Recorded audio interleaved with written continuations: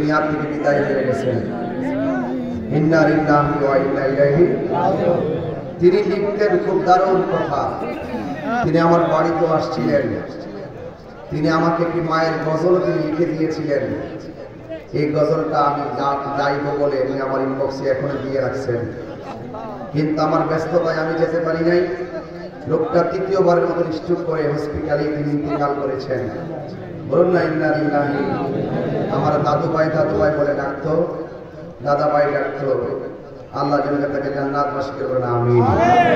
আর দেখেন আমিন।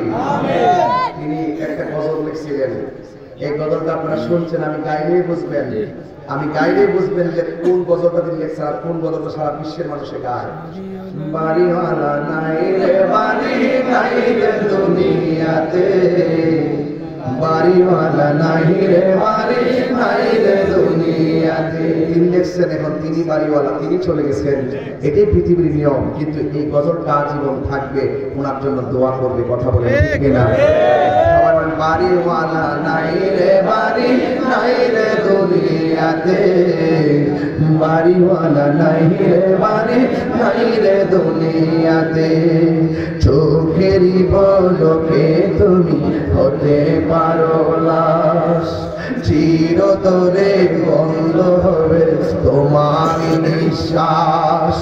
চোখেরই পলকে তুমি হতে পারো লাশ, চিরতরে বন্ধ হবে তোমার নিঃশ্বাস।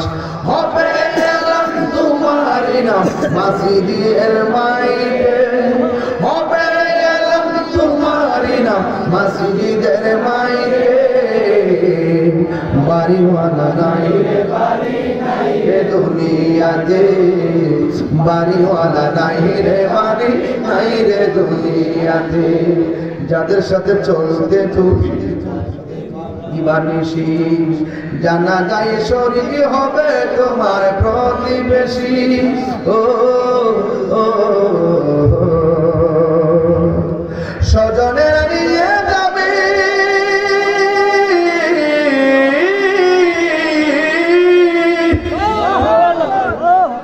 এই লোকটা আজকে চলে গেছে, যে লোকটার সঙ্গী ছাড়া পৃথিবীর মানুষ গায়। বাবারে, আমি চিল্লে ওয়াজ করতেছি, একদিন আমার ওয়াজ মোবাইলে বাজবে, কিন্তু আমি কবরে পড়ে থাকি। আজকে তাহিরি এই চাবিতলা আসছে, হাজার হাজার মানুষ ওয়াজ শুনতেছে। একদিন আমি যখন কবরে যাব, আমি আর এখানে আসতে পারবো না। এই যুবক, এই জন্য ওই মৌলারই কথা বলতেছি, যাদের কাছে জান্নাতের চাবি থাকবে, যাদের কাছে জান্নাতের চাবি থাকবে। নবী হলো, আল্লাহ হলো খালেক, নবী হলো জান্নাতের মালিক। আর গেইটে থাকবে চারজন, খাতুন জান্নাত মা ফাতিমা জোহরা রাদিয়াল্লাহু তাআলা আনহা, শের খোদা মৌলা আলী হায়দার কাররার মুশকিল কুশা মৌলা আলী রাদিয়াল্লাহু তাআলা আনহু মুর্তজা, মা ফাতিমা জোহরা এবং হাসান ইমাম হুসাইন। যারা জান্নাতের গেইটে থাকবে, তাদের সঙ্গে থাকতে গেলে দুনিয়া থেকে তাদের জন্য ভালোবাসা নিবেদন করতে হবে। এই জন্য ফুরাতের প্রান্তের মানুষরা বুঝতে পারছে আল্লাহ প্রিয়তম মাহবুব বান্দা কারা, তাদের ডাক আল্লাহ শুনতে পারে। এটার নামই উসিলা। সুবহানাল্লাহ। একটা জবান বন্ধ রাখবেন না, অনেক গুরুত্বপূর্ণ আলোচনার বাজার। ওই লোকগুলোর কাছে যাইয়া মওলা আলী রাদিয়াল্লাহু তাআলা লাঠি মুবারকটা মাটির মধ্যে গাইরা আমার আল্লাহর কাছে ডাক দিয়ে বলে, আল্লাহ এই মাটি গেলাম, লাঠি গেলাম মাটিতে, তুমি পানিটাকে মাটির নিচে ঢুকাইয়া দাও। যেই মাত্র মাটিটাকে মাটিতে রাখলেন, 2 ফুট পানি সেকেন্ডের মধ্যে কমে গেছে।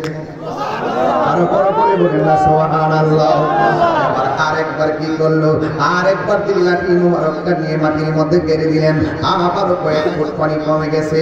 এবার ওইবারে ফুরাতের প্রান্তের মানুষগুলো মনে মনে কর যে এইভাবে লাঠি গাড়াগাড়ি শুরু করছে, যদি পানি কমতে থাকে, আবার পানির অভাবে আমরা মারা যাবো। কিন্তু এবার একটা কিছু করার দরকার। সব ফুরাতের বাসীরা ডাক দিয়ে বলে, ও মওলা আলী,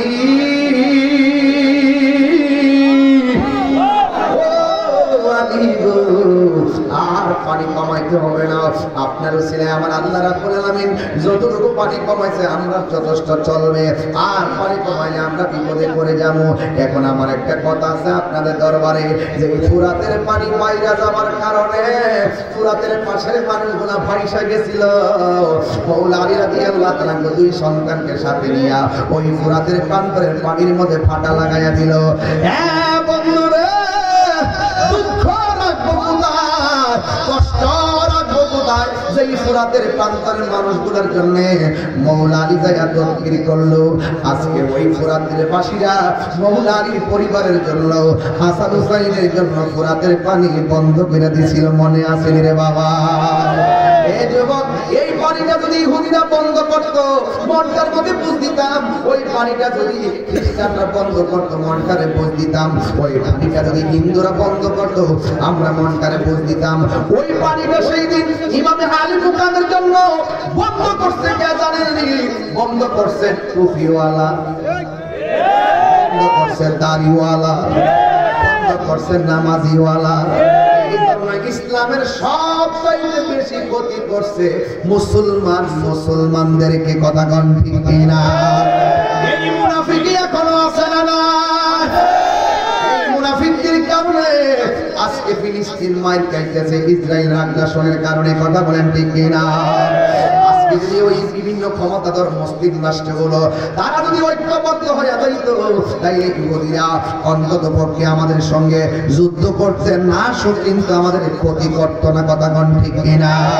আজকে আমাদের মধ্যে মুনাফিকি থাকার কারণে তলে তলে যাইয়া ডলার খায়া কালার পাল্টাইবার কারণে, তলে তলে যাইয়া ইহুদিদের সঙ্গে আঘাত করার কারণে আজকে ইহুদিরা মুসলমানদের কান্দে বর কইরা বিভিন্ন টাকা পয়সার লোভ দিয়া ফিলিস্তিনি মুসলমানদেরকে, শিশুদেরকে মারতেছে। কথা কোন ঠিক কিনা?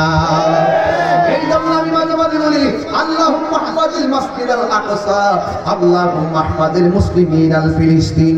এই জন্যই কারবালার চেতনা এখনো বিলুপ্ত হয় নাই, উহুদের চেতনা এখনো বিলুপ্ত হয় নাই, বদরের চেতনা এখনো বিলুপ্ত হয় নাই, তায়েফের চেতনা এখনো বিলুপ্ত হয় নাই। এখন বলবেন হুজুর কেমনে এটা আবার বিলুপ্ত হয় নাই? কেমনে? হ্যাঁ, কেমনে বিলুপ্ত হয় নাই শুননা দাম। ওই তায়েফের জমিনে আমার নবীরে, তায়েফের যুবক ছেলেরা আমার নবীরে পাথর মারছে। যেই নবীর বদন মুবারকে একটা মশা মাছি বসে নাই, ওই তায়েফের টাকা টাকা যুবকেরা আমার নবীরে গায়ে পাথর মারছে। কিন্তু আমার নবী ডাক দিয়ে বলছে, এ তায়েফবাসীরা, তোরা আমার এমন ভাবে মারিস না, তোরা আমার এমন ভাবে আঘাত করিস না। আর আমার যেহেতু মারতেছস, আমার যেহেতু রক্ত জড়াইতাছো, এই কথাটা মক্কার কাউরে জানাও না। জানাইলে তারা আরো বেশি আনন্দ পাবে। বিপদে পড়লে যেই মানুষগুলা খুশি হয়, আবার দ্বিতীয়বার বিপদে পড়লে সেই মানুষগুলো আরো বেশি খুশি হয়। এই জন্য এদের কাছে জানাইও না। এখন আমি বলছিলাম কারবালার চেতনা রাজা আশরাফি বলে দিকে এখন হারিয়ে যাই নাই। ওই তায়েফের জমিনে যুবকগুলো পান আমার নবীর পাথর মারছে। আমার তো মন বলতেছে যে এই পোলা পানিগুলা দিনের বেলায় মাহফিলে হাজির হয়ে গেছে। যেই দাড়ি পাকনাওয়ালা মুরব্বিগুলো, ওই দাড়ি পাকনাওয়ালা দাড়িওয়ালারা নবীর মহব্বতে হাজির হয়ে গেছে। ওই তায়েফের জমিনে কাফেররা যখন আমার নবীর পাথর মারছিল, ওই সময় যদি মুরাদনগর রাজা সাবিত তার পাগলগুলা হাজির থাকতো, ওই কাফের পাথরের বরাবর আমাদের বুকটারে পাইতা দিতাম। ওই কেমনে জানবি? কারণ নবীর দেখি নাই। ১৫০০ বছর আগে নবী শরীয়তের পর্দার আড়াল হয়েছেন। আমরা মদিনাও যাইতে পারি না, নবীর জীবনে দেখি নাই। না দেখি খাই নবীর জন্য এমন ভাবে দিন রাত আমরা নবীর নাম শোনার জন্য কাটাইয়া দেই, নবীর একটা ঘটনা শোনার জন্য কাটাইয়া দেই। ঘটনা শুনলে যদি এই অবস্থা, নবীর সামনে পাইলে কি অবস্থা হইতো? এই জন্য যুবক ভাইয়েরা, ওই তায়েফের জমিনে কাফেররা যদি আমার নবীর পাথর মারতো, আমাদের রাজা সাবিকার প্রেমিক গুলা আমাদের বুকটা পাথরের বরাবর দিয়ে দিতাম, আমাদের বুকটা তীরের বরাবর দিয়ে দিতাম। কিন্তু মোস্তফার গায়ে একটা তীরের আঘাত লাগতে দিতাম না। জোরে জোরে বলা ঠিক কিনা? জন্ম আমার নবীর যুগে,